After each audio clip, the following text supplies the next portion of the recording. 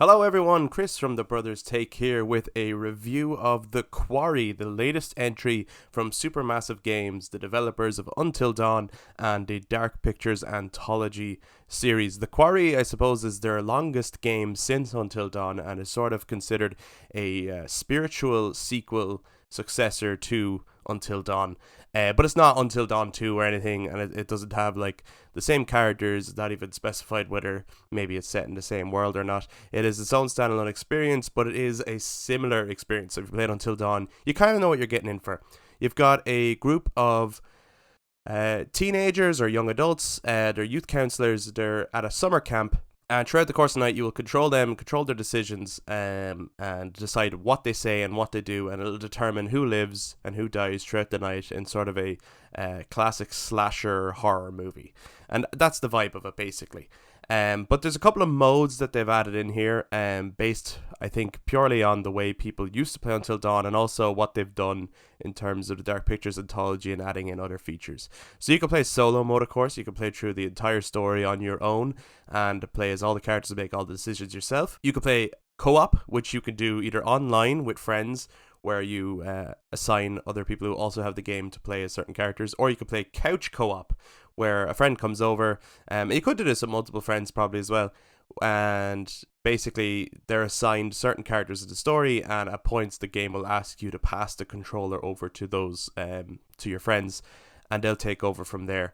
And throughout the night, then basically you have different people who are making decisions that probably different to the ones you would make, to see who will make it throughout the night, who feels what about what character, what decisions are made. And then the third mode that they have is called Movie Night, or Movie Mode, I should say, where you can go in and there's two presets that you could use, which is everybody lives or everybody dies, and you could just sit back and watch the whole story unfold and see what decisions would they make if everybody dies and it's just a sort of a dreaded horror situation, or what decisions would they make where everybody lives and they make it out of this okay. But then the more interesting one is Director's Chair, where you go into each character's attributes and you decide how they would behave in certain situations, and then sit back and watch. And in this case, you don't know what the outcome is going to be, and you don't know who's going to make it out alive and who's not. And this is sort of the way I used it. So I had an opportunity to play solo mode, I had an opportunity to play couch co-op, and I had an opportunity to do the full movie mode. And actually, the movie mode we recorded, and that'll be going up on our YouTube channel as well. So if someone else wants to sit back and just watch the story and see how did it unfold under those presets, or even if you're just someone who's like, I don't think I'd play that game, but I would be interested in seeing what the story is all about, then you can watch that, ring our notification bell on YouTube, so that you know exactly when that's coming out. That'll only be on YouTube. There won't be an audio version of that, because really it's a visual, it's a movie. It's only 6 hours long, so there's a lot there, and it's going to be segmented, so you can you can go to the timestamps, the description, to watch taken chapters or watch it more episodically if you'd like. But what did we think of the game overall, I suppose, right? So having played all three of those modes, I do think that it's more fun to play couch co-op. I think it's more fun to have friends with you, have a few snacks and make it a fun horror kind of night. Some of the writing, I think, is very funny this time around and well done. But this is really ultimately an unbalanced experience. It's strange because some of it is done incredibly well and then some of it is not. So some of the motion capture is amazing on some of the characters. And on some of the other characters, it's really bad and it's really distracting because you've seen it on other characters where it's so good. You're like, why is it not good across the board? What's going on here? Like, some characters, their mouth movements are so subtle and so natural. You're like, that is an amazing performance. And then other characters, it's just like all teeth and their mouth is going wild, and it takes you totally out of the experience, where suddenly it's like, that's just bad animation. And that's the same with like the graphics. Like, at sometimes the graphics are absolutely gorgeous for this game, and then at other times there's like real texture pop-in problems, or the game hasn't fully loaded in. And I suppose that's another thing, where the game just doesn't feel polished enough for its release. And for the price tag that's attached to it, where, there's not a lot of gameplay to the game, which, don't get me wrong, like it's a fun experience, but I do think it's possibly priced too high for what you actually get in it. And then when you just have those other little problems as well, where there's some motion capture issues, there's some pop-in issues, there's issues where, you know, a character would speak and then he would say the line again because it's still editing in, or even like when I did movie mode, it skipped a whole chunk of dialogue at one point and just skipped straight to a point where two characters were kissing and the conversation that led up to that didn't happen at all.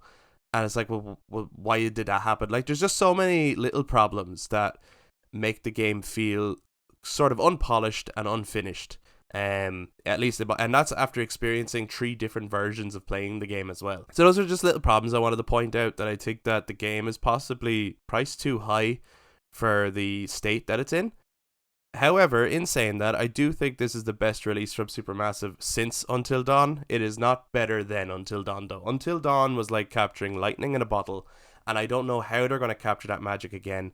This game is not as...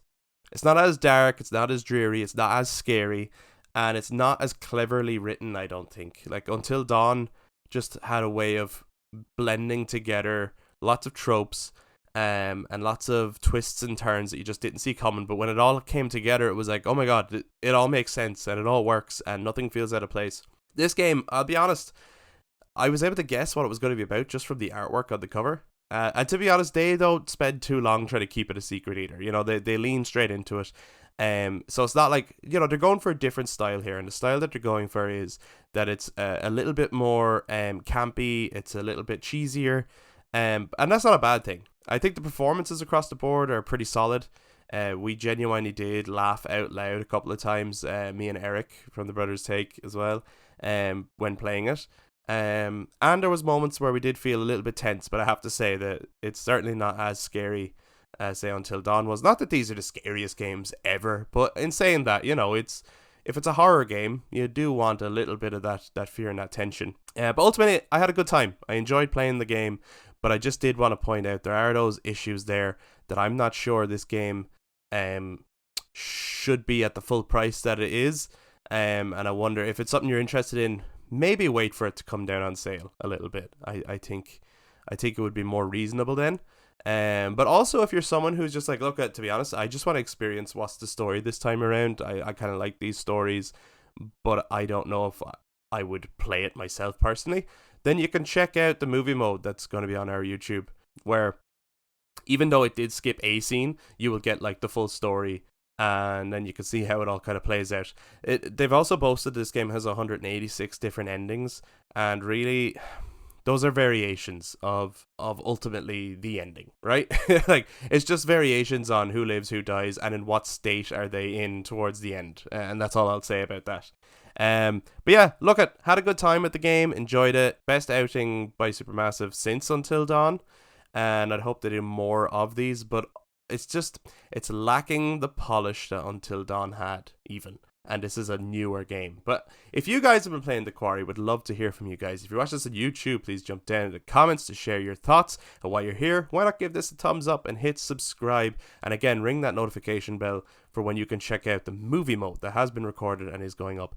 And if you guys listen to this on audio platforms, and you can also touch base on social media, Facebook, Instagram, and Twitter at The Brothers Take, again, to give your take on The Quarry. Let us know what you thought about it and how it held up in the Supermassive Games catalog. Thank you very much for checking this out. We'll be back to talk to you guys next time.